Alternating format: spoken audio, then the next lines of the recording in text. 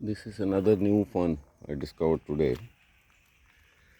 It's in a stream bed growing on the walls of some farm, and this is a very moist place. And then this fern seems to be coming out of these kind of crevices in this wall. It's quite showy and pretty, and multiple branches are coming from each leaf.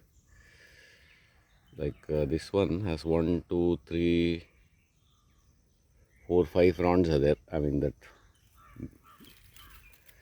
segments of that leaf.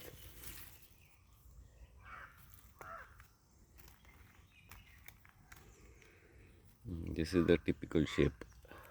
That is 1, 2, 3, yeah, five segments per leaf. That's a kind of a characteristic of this 1, 2, 3, 4, 5. This one has 6.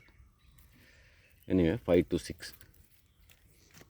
And then the leaves have a kind of a serration. When you look at it closely, the edges of the leaves, you can see the little jagged thing. It's not a smooth formation.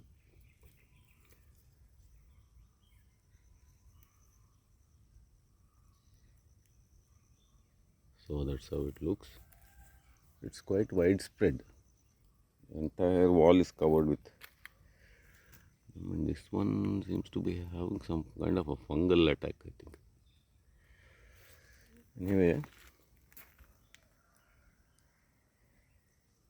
this entire wall is covered in this one, all the way up till there. And then in between another species also is coming, this one, though not much. This is the main one. And it's covered the wall from top to bottom. And this place has a water flow for about some 4 months in a year. This tree is a stream bed. So on both sides it's growing, and I think it clings to rocks from the look of it. And then a lot of these kind of mosses and all are growing also in between this type of stuff.